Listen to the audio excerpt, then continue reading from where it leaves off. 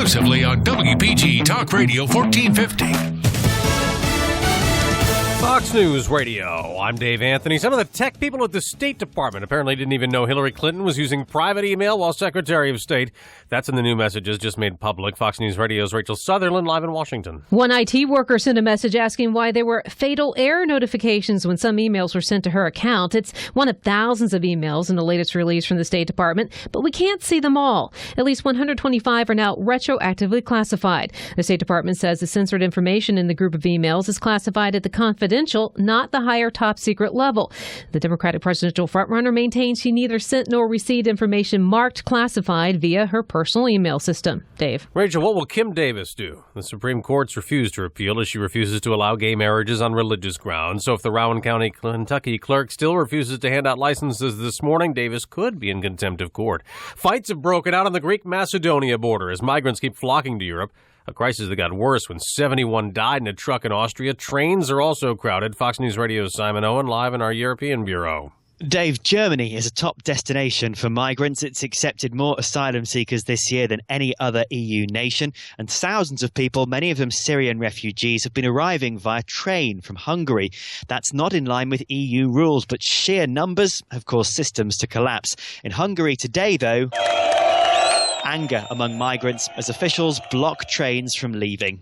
Tell us what is the solution. Everyone can be in our situation. Hungary saying it's just enforcing the law. Dave. Simon, a Georgia cop shot and critically wounded, responding to a suspicious person call, and police admit the home that we did go to was the wrong address. DeKalb County Police Chief Cedric Alexander. The homeowner was also shot in the leg and his dog was killed. More college students smoke pot than cigarettes. The University of Michigan study shows 6% say they use marijuana almost every day. Only 5% light up a cigarette. Fox News Radio. Fair and balanced. Call Quicken Loans now at 800-QUICKEN to see if you qualify for the government's Home Affordable Refinance Program, or HARP. And for 5 years in a row now, J.D. Power has ranked Quicken Loans highest in the nation in customer satisfaction. And for the second year in a row, they've also ranked us highest in mortgage servicing. Call 800-QUICKEN or visit QuickenLoans.com. Visit jdpower.com for award information. Call for cost information and conditions. Equal housing lender. Licensed in all 50 states. NMLSConsumerAccess.org. Number 3030.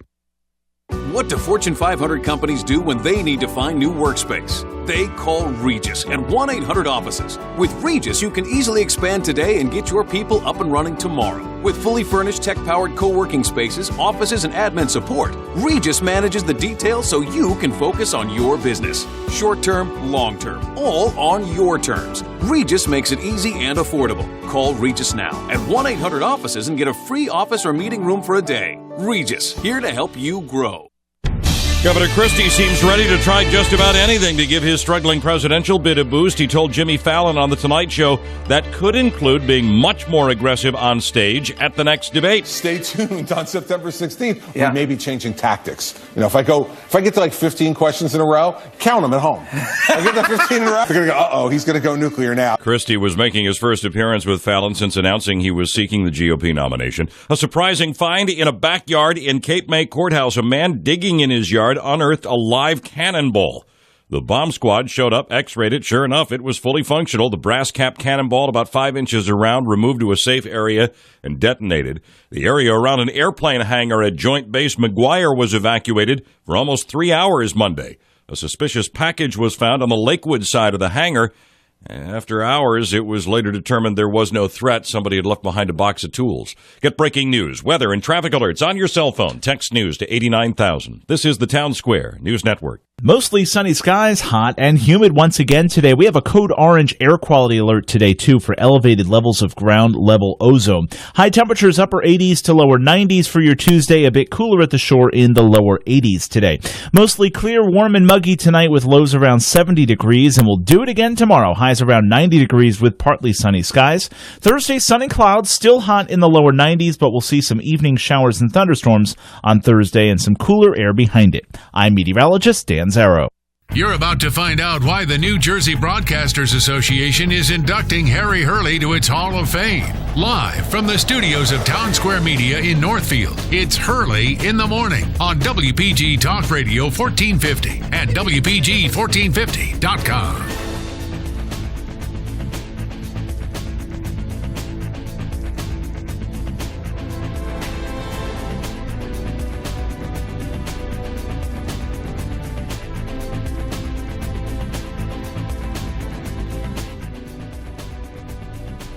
Hey, thanks very much, and welcome to the program. It is Chuck Malamut, and it is our weekly visit. Today is a very, I think, fortuitous occasion because the markets look a little bit interesting as we begin the day. This program, presented by Chuck Malamut, a financial advisor at Morgan Stanley. The information, views, and opinions expressed on this program are those of Chuck and do not necessarily reflect those of Morgan Stanley or its affiliates. They are current as of the date of today's broadcast and are subject to change without notice. Neither the information provided nor any opinion expressed herein constitutes a solicitation for the purchase or sale of any security. This presentation is for informational purposes only. Morgan Stanley Smith Barney, member SIPC. And let me do this, Chuck, as I say good morning to you. Let me go to my trusty H phone and see what we see here. There is, besides good morning, Chuck, there's our pre-markets. Good morning, Harry. That's a lot of red.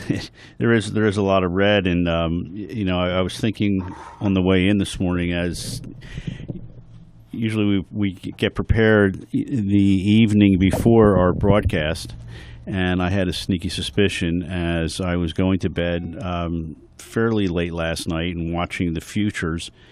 It wasn't going to be a wonderful opening, and certainly that a lot of the show prep that we put in place, sort of, not I want to say it falls by the wayside, but nor it still remains relevant. But again, we're back to all eyes.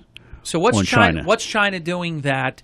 They're beating up the world markets. Then we had a great couple of days.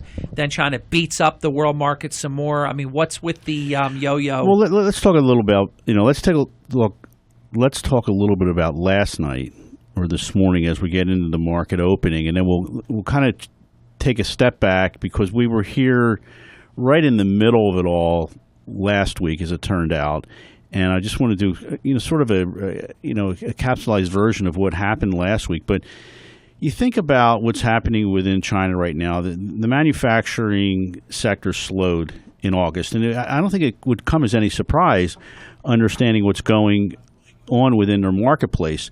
So that's the latest sign that we have now in place that the world's second largest economy is continuing to lose momentum. But the one thing that we keep hearing is 7% growth, 7% growth.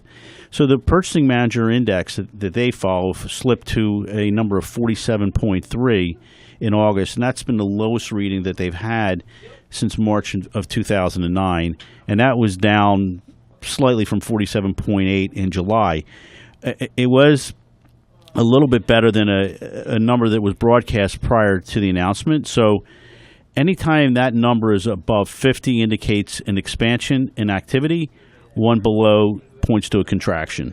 Is it sort of becoming apparent that China's number was never real to begin with? Is that possible? I think Harry, more of the forecasters are believing that potentially to be the way it is over there, and the fact that they've taken reporters off and basically jailed them because of their reporting. I mean, there's some things, and you have to realize, Harry, that market is a very, very closed market. You and I cannot buy, into the Chinese Shanghai. We can buy the Hang Seng, which is the Hong Kong market, which, there is some overlap, but it's not in totality. So you've had, obviously, a lot of, volatility in the past, several weeks within, not only here in the U.S., but obviously overseas. And that, could weigh on the financial markets over there and has, and then, impact, obviously, the real economy as we know it. So, you have this self-fulfilling prophecy that, you have this pessimistic outlook out there. So, Harry, look, I think that... Is it a contagion? No, okay. It is not a contagion because I think what is happening here in the U.S. in particular and also in Europe is totally different than what is happening in China. So I think that what your listeners and those that are invested in the equity markets have to understand. We do have corrections. On the way up, everyone becomes very complacent, and everyone just assumes that we're going to get an average growth rate of 8, 10, or 12%. And then, lo and behold, we get sort of hit in the face with a baseball bat where everyone sort of runs the other way. And so when you use the term correction, this is a correction because of what is happening in China. In other words, if China didn't have this moment where they started to devalue, that's where it started, and I still don't know why they did it, which is why I thought they were trying to sabotage world markets, but nobody bit when I said that, so I guess I'm just wrong about that. Why they devalued their own currency to begin with, then when everyone reacted so poorly to that, I think almost to show that they're a totalitarian type state, they did it again. So they devalued themselves again. Well, and now one of the discussions, thought process is that, based on the manufacturing data that we saw last night, is that they could in fact do it again. I mean, they're desperately trying to remain globally competitive. I mean, that's the reason for the devaluation of the currency. Now, you think about the play that has happened with respect to commodities, and particularly oil. I mean, last week alone, oil had a rather spectacular weekend, which followed through into yesterday. And so, did you in fact put a bottom in place? I mean, that's a question. Well, it is interesting how we've seen the price really drop quite a bit in the last week. I mean, I will tell you that within 7 days or less, I can't swear it's 7 days. It could be 5 or 6, whatever it is. It's close to either a week or less than a week. It's gone from 230 something down to 213. The price at the pump, yes. And it's even a lot lower than that in other places. The national average last week, Harry, actually dropped 25 cents. Yeah, it was a big drop. And if you take a look at West Texas crude, it traded. It penetrated, I believe, below that $40 number. During the week last week, came back and closed at 45 and change. Had a good day, had a great day yesterday actually, and now there's some give up as we look at that. As we look at that market this morning, it's off about 1.5%. So what is happening? The equity markets are now trading pretty much in line with what is happening with commodities, specifically oil. All right, so let me just feather this in just so I don't forget it, and we finish your show without me slipping this in. As your little brother, and I've nicknamed myself the Nostradamus of the airwaves when it comes to these matters. You're laughing at me, but I've been getting it right. I said a long time ago, even before China, got crazy on us, that there would be no Fed rate increase at the September meeting. Is your little brother, Harry Nostradamus of the airwaves, Hurley, looking better and better with that prediction? Say it, Chuck. You're right, Harry. Say it. You can say it. Say it now. Harry, there's a much stronger probability that I am right, that there will not be a hike. But thank you. You are getting such mixed signals right now from all ends of the economy and all the reports that come, and the reason why they can't do it, and what the Fed statements are. But hey, I think the markets, Harry, are ready. I mean, we have factored in 1 or 2 rate hikes. I think currencies are probably going to take it on the chin more than obviously short-term fixed income. But if you're waiting around for the rate hike to happen, and if you have waited around, you have cost yourself 5 years of interest income. Waiting for that moment to happen. And when it happens, because we know it's no longer an if, it's a when. I think the markets are going to be fairly well prepared for that moment. I mean, the anxiety is out. I mean, we're now focused, Harry, on, believe it or not, third quarter earnings. I mean, we are 2 months into the quarter, and we're going to need to obviously get through the next 30 plus days and then ultimately figure out the next steps with respect to the equity markets. Are there some really unusual things going on that really strain credulity?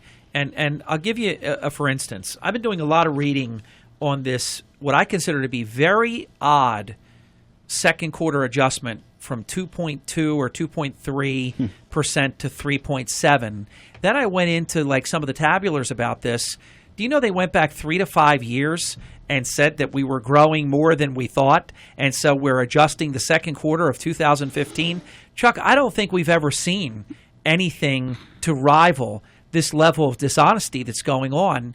Those are my words. I don't know if you'll buy into them, but if I am right about that, doesn't that start to really shake the confidence of what you can rely on and what is no longer reliable? It kind of reminds me, Harry, of an analyst that is, if the analyst is half right, they're doing very well for themselves and their firm. And I think, unfortunately, what is happening, as you mentioned, second quarter GDP was solid and showed broad-based improvements. Real GDP as we know it, I like the way you say that, was revised from 2.3 to 3.7, and that's a big move. I mean, that's very strange. That's very strange. Nominal growth moved from 4.4 to 5.7. So almost every segment of the economy as we know it showed improvements. I mean, just like unemployment is 5.3. The problem is if you can't believe the numbers, then what do?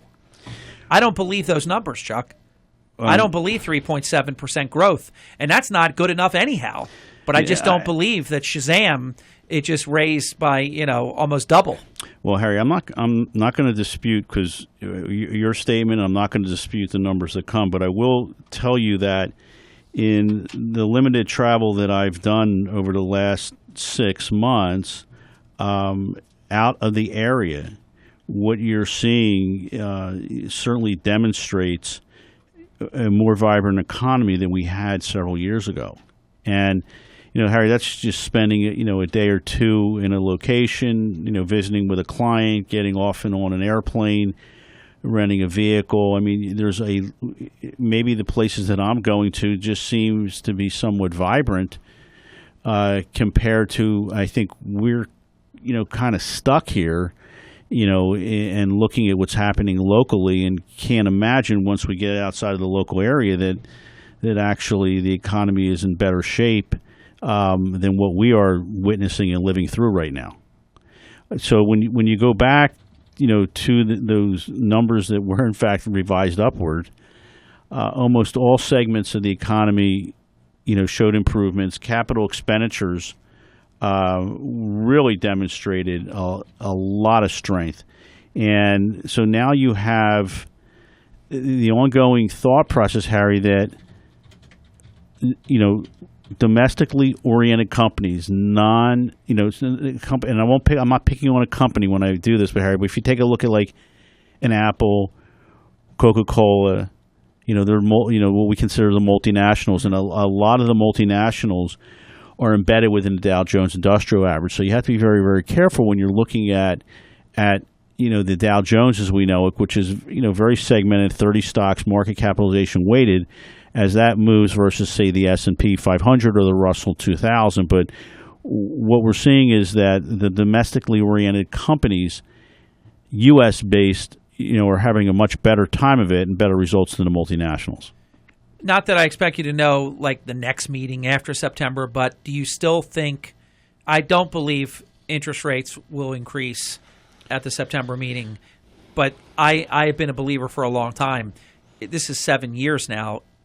We can't continue like this. It is completely abnormal. It is abnormal, Harry, and the next Fed meeting is September 17th. Not that I know you have it circled on your calendar. So if the Fed does not make a move, then the next meeting, I believe, would be December. But that doesn't mean, if you remember, years ago, where the Fed, would have meetings. They were, and they would basically, make announcements outside of the realm, saying, "Okay, here's what we're going to do with rates." And if you remember, like we talked about before, Alan Greenspan, when you were looking at the chart of rates, it looked like a staircase, an upward staircase, where you would set it and it would remain there for a relatively short period of time, and then you move up 25 basis points, maybe 50. Yeah. We've heard, Harry, and I find this pretty remarkable, and I don't think it's going to happen, but moving not 25 basis points or 0.25%, but moving 12.5 or an eighth. Oh, wow. I never heard of that. So, but again, what happens is all day long, you're barraged with information, and what you need to do is sit back and make the good decisions, with your clients to make certain that whatever their plans and aspirations and dreams are, that they're going to get there. Let me jump in. Just a quick reset. You're listening to Chuck Malamut. We are at 21 minutes past the hour. Chuck, for the past 25 years, has been the official financial advisor to the Hurley in the Morning program, and he's been doing what he's been doing well beyond those 25 years before we started this program. Chuck leads his group, the Malamut Group, at Morgan Stanley Northfield office, and you can reach Chuck and his team at 609-383-2010. Let me throw out something, Chuck, that I consider utterly just preposterous, but I've been doing a lot of reading about the possibility of QE4. Could that possibly happen, Chuck? Quantitative easing, fourth round, is that just total bull, or is that possible? Harry, anything is possible, but I've not heard a lot of discussion about that, and I don't think. And again, I'm not quite certain we need to do that at this point in time. Because, I think it would be terrible. When you look, and again, this all goes around, the Fed and where we are with respect to our company, or country, I should say, being in a better position than certainly China. Consumer confidence, as we know it, had a pretty good rebound in August. The index rose to 101.5. That happened to be, Harry, the second highest level within the current expansion that we have. And I guess you're going to maybe dispute the fact, are we in an expansion and to what magnitude? Now, that's a real good sign, because in July we had a downturn, and that number was actually 91. So, this is what the Fed is, faced with. They have a lot of positive reports that come, but then on the flip side, you have a fair amount of global turmoil, I guess is the best way to put it. And their move has to be somewhat in lockstep with what the rest of the world is doing. So, to answer your, that's why I didn't say, Harry, you're right, because there'll be time for that. That'll be soon. Well, I guess on September the 17th, if the Fed does in fact raise rates, I will then I will be the first one to call you. Tuesday the 22nd will be good enough for me. No, we won't. we won't wait, Harry. We'll go ahead and call you. On air? Thank you. No. What I mean, the Fed meeting is typically around 2 to 2:15. Friday morning. They go in and make that statement as to what they're going to do. Yeah, so I'm making the statement for them. They will not be raising interest rates. Okay. At this time, and they will very carefully craft it in a way that it will be coming soon, but that they're just not going to do it on September 17th. And then your little brother Nostradamus of the airwaves will be correct. Your point is well taken with respect to if they do not in fact raise rates, what is the language going to be? Because I think all eyes will be focused on those one or two paragraphs. I think what they'll do is they will not make the American markets look weak, because that will be detrimental to the markets. So they will I think they'll dance on the head of a pin, and they won't be intellectually dishonest, because I do find the Fed, and I think it is because they are independent of this administration and every administration, I find them to be intellectually honest. They desperately want to raise interest rates, but they know that these past 7 years have been too fragile to do it. I don't know if you agree with this statement, Chuck, but haven't there been a remarkable sort of set of circumstances that diverge from past practice because of how unusual this recovery has been? Haven't we seen really things we've never seen before? Harry, being in a 0% interest rate environment, it's unprecedented. 7 years. We've never seen this, and the fact that is it bad? Is it bad that we have been in this? Because obviously, some people say, "Hey, it's terrific. You buy a car. My car is under 2% financing, Chuck. It's almost free money. If you have good credit, I mean, you're really king right now with these interest rates. So you want to say it's really great, but ultimately, it's not really great, is it? It's not. Higher rates actually, Harry, benefits, believe it or not, all of us to a certain magnitude. Now, if you're a borrower, it doesn't help if you, are a if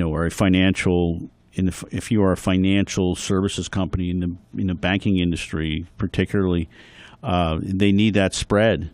And higher rates will, a rate increase or two will increase that spread, which will ultimately create more profitability to the bottom line of those companies. And typically, those are the larger and the regional banks and the savers. Let me ask you a question, because this is right up your wheelhouse here. When I could afford my first new car, I was a junior executive working for you. The interest rate with perfect credit. I had absolutely perfect credit. My interest rate was 21.6% for my 1981 Honda Accord, and I loved that car. It was magnificent, beautiful little four-door sedan. 21.6% interest rate. My interest rate on my current car is 20 points lower than that. Well, Harry, I think it's all what's the difference between those two environments? The difference is if you take a look in particular, where short-term money is and where it was at the time and where mortgage rates. I remember back when we began our careers in the hospitality industry and bought my first home, the mortgage rate was in the 15 to 16% That's where range. We were. Margie and I were 16.5%. And I'm sure your listeners, a lot of them experience the same, and then through multiple refinancing, you're now in that 3, 4, 5% range. Yep. Assuming the credit is good and you have the loan to value within the house to be currently to be able to have accomplished that. And that you do as I do, and that you have Bill Malamut in your life, who has been fabulous to me and Margie. We're now in that. We're in the middle of that range you just quoted. Yeah, so it wouldn't, and I think it's just a sign of the times, Harry, where we are with respect to the economy. But your comment is absolutely correct. I mean, we are in and have been in unprecedented times for quite some time, and it's time to. Well, it's ironic that was horrible then, and for different reasons, this also isn't good now. Well, we need to get out of what I'll kind of describe as like that sugar high, where the Fed keeps helping the economy, and we kind of have to stand on our own 2 feet. Or as you mentioned, and I've heard it before, that we've talked about that three-legged stool, and the fact that the consumer, as evidenced in what we mentioned a few minutes ago, consumer confidence is back in August. I mean, look how we're not experiencing it here, Chuck, but look how good real estate is doing around the country. Well, I mean, you've got cities like San Francisco where, a house goes on the market and then within minutes you have multiple bids and you end up in a bidding war. That's how we used to be here. 2007. Are we going to, what is the new norm here? I mean, I hear on your show, the ongoing dilemma that the city of Atlantic City and the county of Atlantic is faced with respect to what is the what is the real rate going to be? I know, but in the meantime, you had to hold your you had to hold your nose and write your check, or have your escrow account adjusted in upward bias to take care of the deficiency. So it's, and I'm not going to get into that. That's not part of our discussion, but it seems terribly unfair that we as taxpayers have to live through all that. I agree. And with all the foreclosures and all these things, short sales and all of this, distress, It's interesting to note, and Linda and Vincent Novelli, our official real estate professionals for the program, have said it often, and I believe them, if you price your home correctly, homes are selling within like 45 days. It's almost a liquid asset. 30 days is a liquid asset. Well, yeah, I think they said it, and you said it correctly. Price properly. Absolutely. And the question is, price properly. And price properly means you're getting less than you want. Typically, yes, no doubt about that. We're going to take a brief time out. It's halftime. Chuck Malamut at 30 minutes past the hour, the official financial advisor to the Hurley in the Morning program. You can reach Chuck and the Malamut Group at their Morgan Stanley Northfield office, 609-383-2010. We'll be back in just a few minutes. Pot smoking has become more of a habit for U.S. college students than cigarette smoking is. That's what researchers at the University of Michigan are saying this morning. The study says weed supplanted tobacco last year as the most smokable substance of choice among those who light up regularly. Those ever cheaper gas prices in New Jersey will show in the number of us hitting the road for Labor Day. AAA says 870,000 Garden Staters will drive. We expect there to be traffic starting Thursday evening ahead of the weekend, with people taking off Friday to build in an extra day. 35 million Americans will take to the highways this weekend, the most since 2008. The mayor of Evesham says he has been to too many funerals for drunk driving victims. He wants DWI to end in his town. So the town's offering free rides home for anybody who's been drinking. Shuttle services and Sober Sam. The goal is to never make another arrest for DWI. The service is free to residents. Discounts for out-of-towners. Get breaking news, weather, and traffic alerts direct to your cell phone. Text news to 89,000. This is the Town Square News Network. Spring Village at Galloway is Atlanta County's local premier senior living community. You and your loved one can go see for yourself by paying them a visit on Jimmy Leeds Road in Galloway or online at springvillagegalloway.net. This is Harry Hurley, and I'm with the Mayor, Charles Kane, owner and operator of the Auto Plaza, Egg Harbor Township. Mayor, tell your listeners who are looking for a car, why should they choose the Auto Plaza? Harry, it's our full-service department, selection, and hassle-free financing alternatives that have set us apart for over 17 years. Over the years, we've been the recipient of many sales and service awards, as well as receiving an A-plus rating with the Better Business Bureau. It's been a real honor for us. We are now serving a second generation of sales and service customers. Stop in today. You're going to love our staff and experience what makes us different. For all of your automobile service, parts, and sales needs, call the Auto Plaza at 609-646-2447. That's 609-646-2447. And visit us on the World Wide Web at myautoplaza.com. The Auto Plaza at English Creek. Roll with Mr. Tire. This is Harry Hurley for Green Tree Mortgage. Bill Malamut has been the official mortgage expert to the Hurley in the Morning radio program for many years. Bill and Jim Malamut are now with Green Tree Mortgage. That's really the only thing that's changed, just the name. Their address remains exactly the same at 1009 South Main Street in Pleasantville, and their phone number is exactly the same, 646-5555. The same Malamut level of quality of service also remains unchanged. I have personally done a number of full-service mortgage deals with Bill and Jim Malamut. Their quality of service, attention to detail, and follow-up systems are always outstanding. If you're looking for your first mortgage, a second home acquisition, or perhaps you're looking to enjoy the still very attractive low interest rates available to refinance your current mortgage, turn to Green Tree Mortgage, Bill and Jim Malamut for all of your mortgage needs. Turn to a relationship builder, not an order taker, with Green Tree Mortgage. Bill and Jim Malamut, 609-646-5555.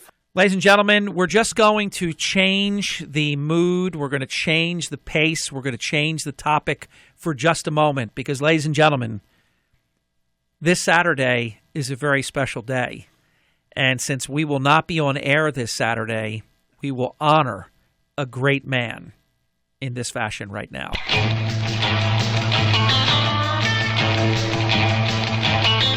Happy birthday to you. Happy birthday to you. Happy birthday, dear Saturday Gold. Happy birthday to you.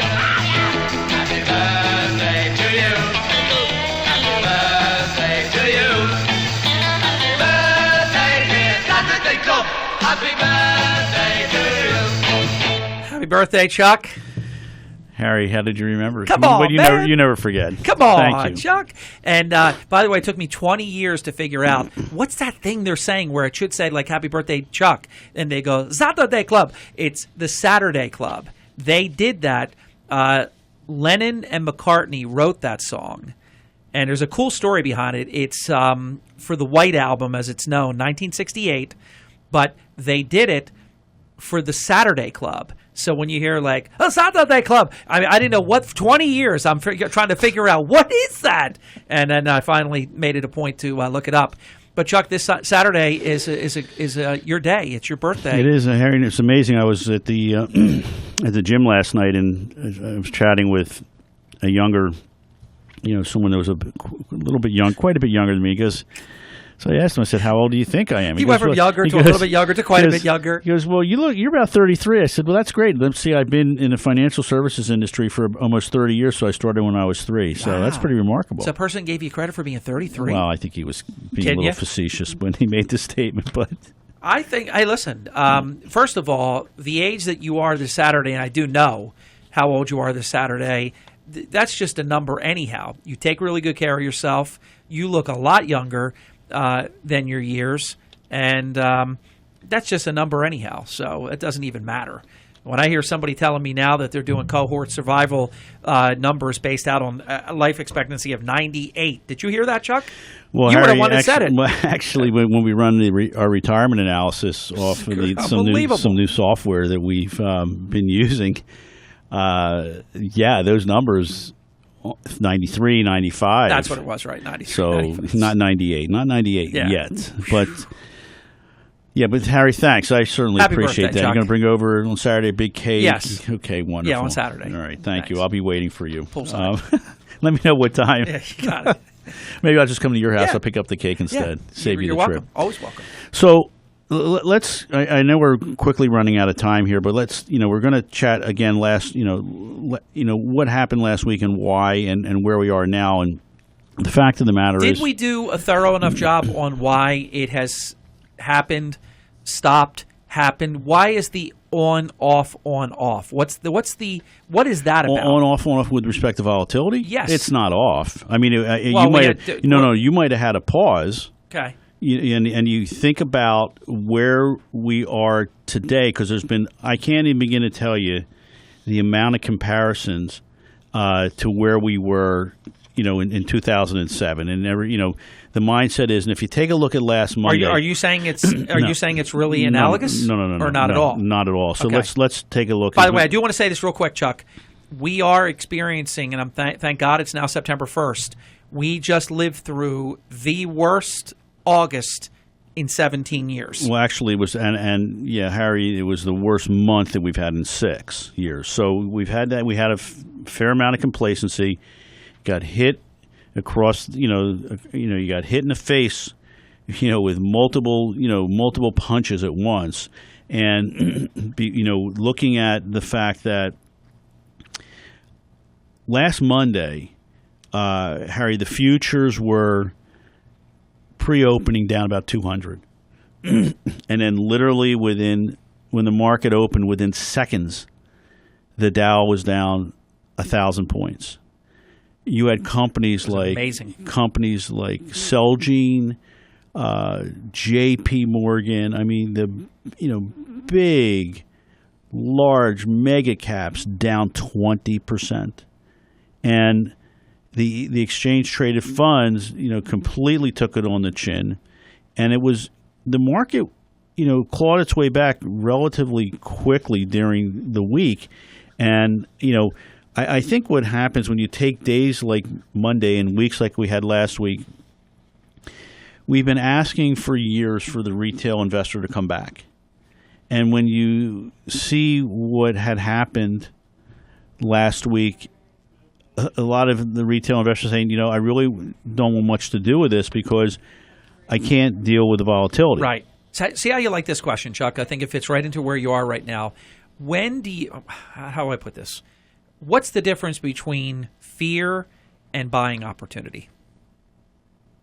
Well, fear is very simply put, and this goes back to 2007, when you had that constant grind on the way down where every day the market continuing to lose momentum. And I remember conversations from clients will just get me out now because half of something is better than nothing. And we went through that, and it took, quite some time to get us to the bottom. But by the way, see if this is a generally true statement, because I know you're very careful about what you say and you don't say. People that didn't have the stomach to take the ride last time, they got out. They insured. See if this is an accurate statement for a layperson to make. They insured their loss because they got out and took half a haircut. And I'm not saying you would promise this in 100% of cases, but generally speaking, is this a true statement that if you had stayed, you would have come back? For the most part, absolutely. I mean, and the reason I'm not going to say yes 100%. Excuse me. That's why I said it's a generally true statement. It depends on how that portfolio was allocated. But in most cases, right? In most cases, yes. And look, when the S&P trading at a 666, you're sitting there and saying to yourself, and your clients are calling every day, literally, ready to do something different. And fortunately, we were able to convince almost everyone, not to make a move. So let's kind of do a quick comparison because we are running out of time. Yeah. So this is not where we were in 07, 08. The economy, and I guess we can kind of dispute this fact going back and forth, it seems to be in pretty decent shape. The market twists and turns, and despite all the headwinds that we had economically speaking, now this is not 2008. So a quick refresher here. Stocks peaked in the fall of 2007. Markets didn't really start the meltdown until the following spring. So it'd be, spring of 2008. At that point in time, there were a number of indicators, flashing red, saying, "Hey, not the market, but for the broader economy." As an example, in May of 2008, all the leading economic indicators that we just kind of spoke about, had been consistently falling for almost 2 years. New order data was contracting for over 6 months, and unemployment had been increasing for about 18 months. Now, in spite of the challenges in China that we're seeing, our U.S. economy is holding up, relatively well.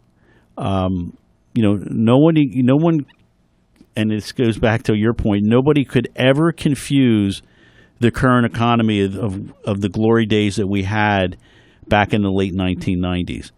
But leading indicators, for the most part, are over 4% year to year. New orders are in expansion territory. We are seeing job creation that seems to be somewhat robust. So it's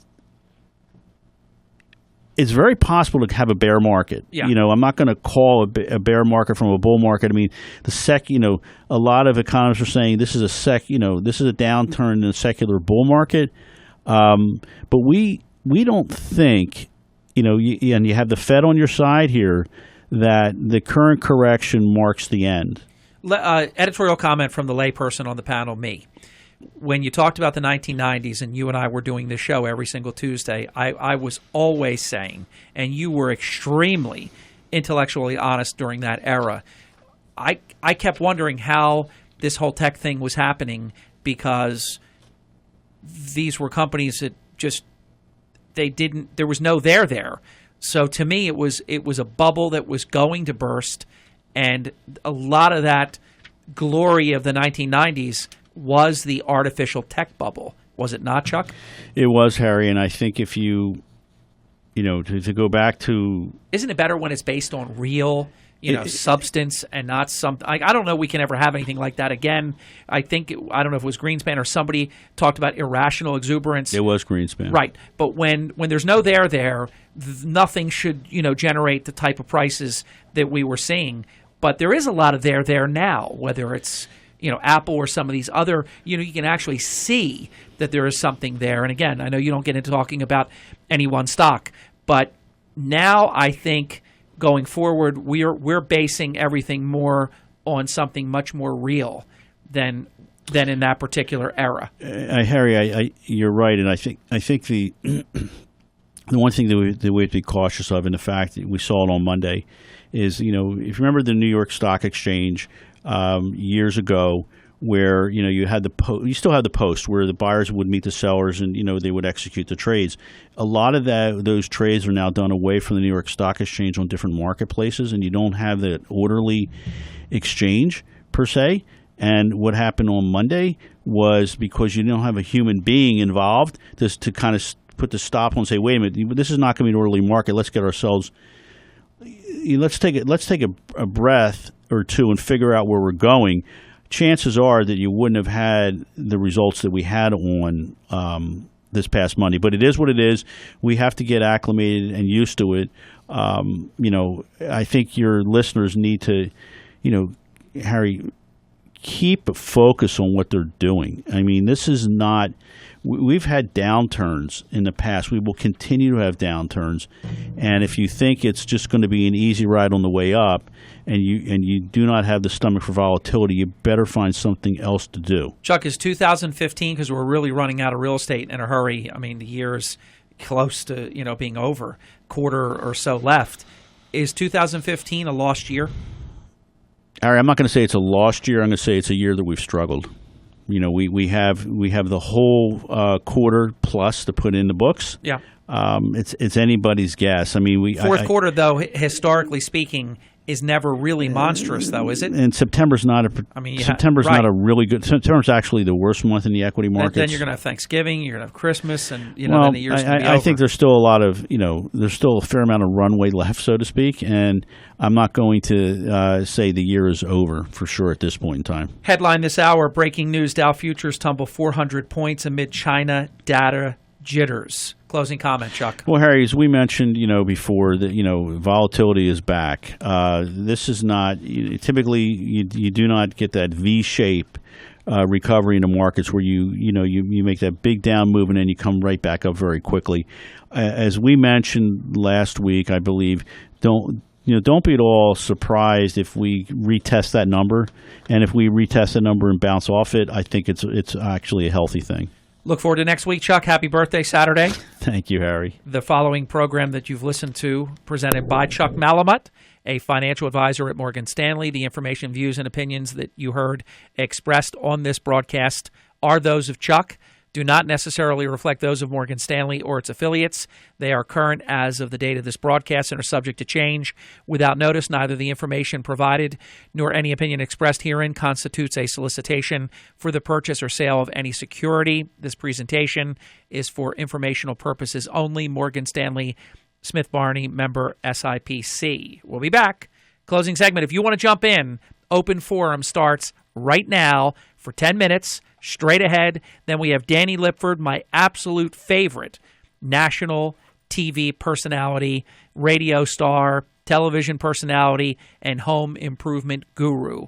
And I'm telling you, he's one of the nicest guys you'll ever meet. Danny Lipford coming up in about 15 minutes. WPG Talk Radio 1450 is your new radio home for the 2015 Atlantic City Air Show. Wednesday, September 2nd, the skies over Atlantic City will be buzzing with the U.S. Air Force, the U.S. Navy Blue Angels, and more.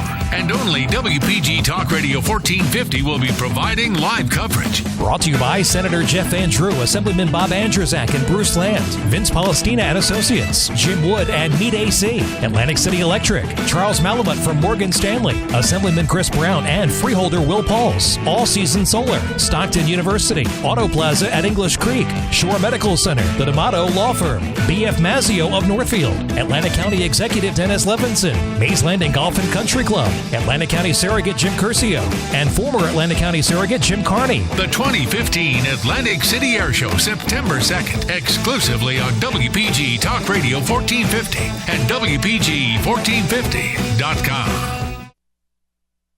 This is John Zarek from the law offices of John Zarek. Our team focuses our efforts exclusively on criminal defense law.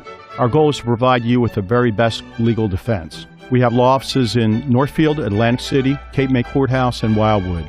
You can reach us by phone at 609-641-2266. Visit us on the World Wide Web at johnzarek.com, and that's spelled Zaych. And please join us every Thursday here on Radio 1450 during the 8 o'clock hour when we address a variety of important criminal defense topics. We're the law offices of John Zarek.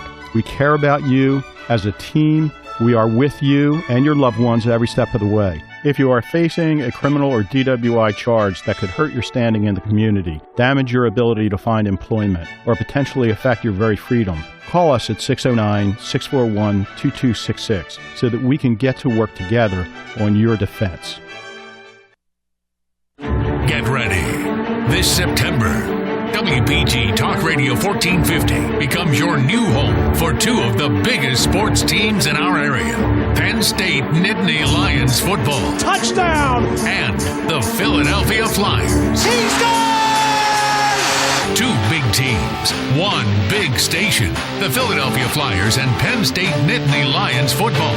Coming soon to WPG Talk Radio 1450. Health Update with Robin Stoloff is brought to you by Atlanticare. Healthcare you can believe in. I'm Robin Stoloff for Health Update. Americans will spend more than $12 billion this year for cosmetic surgeries, and an average woman will spend at least $15,000 on makeup in her lifetime. In the uphill fight against aging, experts say that if we had to pick one thing that came close to the fountain of youth, it would be exercise. Studies show that older, active adults resemble much younger people physiologically, and they say many expectations about inevitable physical decline are actually incorrect. Exercise helps prevent bone loss and muscle loss, reduces the risk of disease, and increases our energy. And it does not have to be a lot. Simply walking most days of the week can make a big difference. So basically, how we age is up to us. Get your sneakers on and start looking younger today. I'm Robin Stoloff for Health Update. Health Update with Robin Stoloff is brought to you by Atlanticare. Healthcare you can believe in. Atlantic Chiropractic Holistic Center is your total health resource for everyone here in South Jersey. Although they offer a wide variety of services and wellness products, each patient's treatment is tailored to fit his or her specific situation. Dr. Bob Gibbs and his staff at Atlantic Chiropractic Holistic Center take great pride in helping their patients overcome pain, achieve successful results, and live a happier, healthier life. They proudly offer chiropractic services, acupuncture, massage therapy, nutrition supplements, diet consulting, and their new state-of-the-art chair massage therapy. New patients will feel right at home. Existing patients already feel like family. Don't let another day go by without contacting Atlantic Chiropractic Holistic Center to relieve your stress and fix your backaches so you can live a happy, healthy life. They'll create a custom plan for your lifestyle and get you back to a better place. Atlantic Chiropractic Holistic Center, 6717 Atlantic Avenue in Ventnor. Call 609-822-1227 or visit achcw.com and start feeling better today. Hey, thanks very much. Welcome back. 53 minutes past the hour. Royalty has just walked into our studio, ladies and gentlemen. Royalty. Oh, thank you. Thank you very much. Beautiful. Woody, that's now 14 out of 16. That's a very famous man that just walked into our studio, bringing me wonderful news. All right, as promised, wide open forum until the top of the hour, 609-407-1450. The most prolific call-in phone number in the history of talk radio in the metro market, 609-407-1450. Welcome aboard. You're on the air. Good morning, Harry. I heard you talk about that Arthur Henry site in Northfield. Yes. You know what I think? They should appraise it as high as they can and use Green Acre funds to buy it and make it into a dog park because there's nothing better than take property off the tax rates. And Assemblyman Smith-Mazzio, he loves the Green Acres. He said that. He loves that. And so if you love that, you got to love taking property off tax rolls and make it into a park, wouldn't you say? Well, look, I would not say. When you say it that way, I'm with you and I'm opposed. Although I will say this, and I think you might even reluctantly agree with this, while a lot of times a lot of this government stuff can be second-guessed, is inefficient, ineffective, wasteful even, there is a role, though, where, and I think Denny Levinson has been extremely successful in preserving a certain amount of open space. So there is a place, but obviously it can be abused. Right, but Denny Levison also said we already have enough of the sites already. Fair enough. Fair enough. And one other thing, isn't that paid for by business corporate taxes, and they're fleeing the state now? Well, that's a good point. That is true, accurate in every way, what you just said. And see, this wealth flight that we are seeing, here's another terrible thing. Imagine you live in a state for a whole career, and then what's the first thing you do when you're done? You leave. You talk about, injurious to your economy, because that pension, if it's a type of pension in public service, for example, that pension will be funded, and then the people are gone. Right. It's a terrible, twofer. It's awful. Right. Right, exactly. I was being facetious. I do. And I know you knew that there are instances where you can defend it, and there are certain instances where it's egregious and it's not defendable. Right, but when under this, it went to the voters, it did go to the voters, and they approved it, but it raises the corporate business rate over time from 4 to 6%. And Vincent Mazzeo, our assemblyman, he said he hopes the economy gets better, but I'll tell you what, I don't see it happen here. Well, the trouble is, so many things that you want to go north are going south.